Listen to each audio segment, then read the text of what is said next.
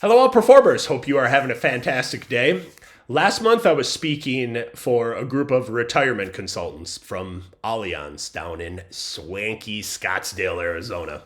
And we were talking about peak performance and some of the things that you can do to be able to show up as your individual best every single day. And a concept that I was talking to them about is maybe one that you've heard me mention before, but it's simply what I call the vital 4%. Vital 4%, 1 hour out of a 24-hour day, 4% of your day. I'm a huge believer that if you can own that first hour, you can own the day before the day owns you. And if you're able to actually consciously and intentionally own that first hour-ish of the day, you got a pretty good shot at having an outperforming day. So I asked a group of the top 50 people in this Fortune 500 company, I said, what are some of the things that we have to do personally or professionally if we really want to set the tone for a great outperforming day? And their response was something that I always hear to a degree from every group that I speak to, but I've never actually heard it emphasized as much as I heard it from this group. And what they said was exercise and quality movement.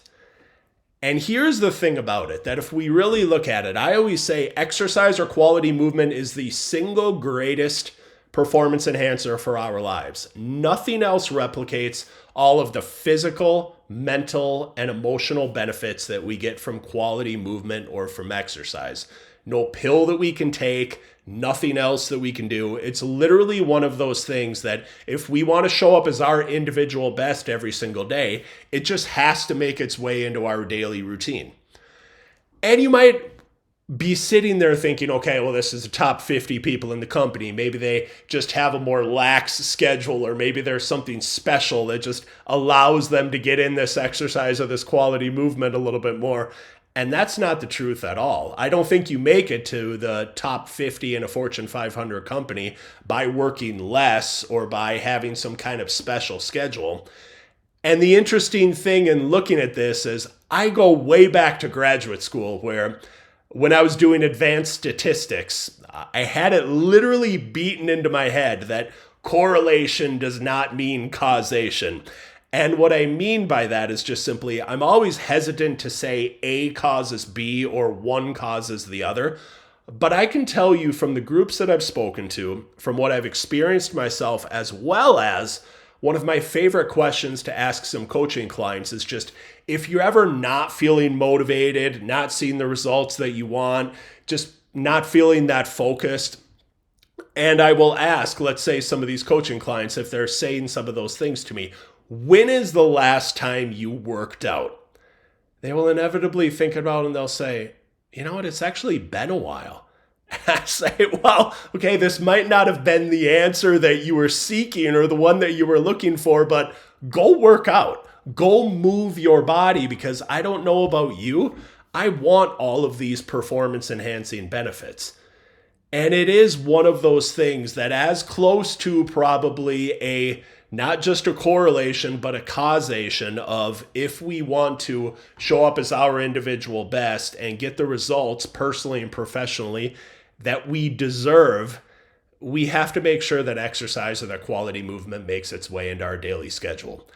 And you'll notice that throughout the course of this, I keep saying exercise or quality movement, because one of the things, if you're watching or listening to this in the States, one of the things that bothers me a little bit, almost a little bit like our kind of fad diet culture, and the way that we look at food, is the way that we look at exercise can sometimes be, it's almost like a punishment. Like, oh, I have to go to the gym and I have to do my 60 minutes of exercise. When I say exercise or quality movement, whatever you find intrinsically enjoyable is what you should do.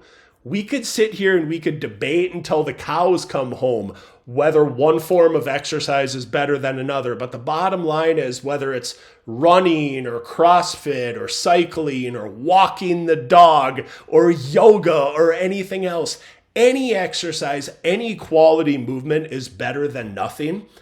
And sometimes I'll also get asked the question, well, how often should I be doing this? And at the risk of answering a question with a question, how often should you be doing it? I don't know. You tell me. How often do you want some of these performance enhancing benefits? to me, I want those daily or at the bare minimum more often than not. So I understand I'm getting a little feisty. I'm getting a little bit fired up when I'm talking about this, but it is just one of those things that if we want to, and I'm sure you do, you want to show up as the best outperforming version of you every single day. If you want to do that, exercise or quality movement has to make its way into your daily routine.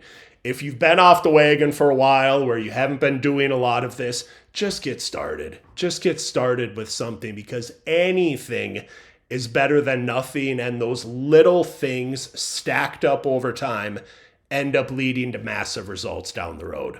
So thank you for watching and thank you for listening to this. Keep outperforming, and as always, wishing you the best of health, happiness, and high performance. Have a great day.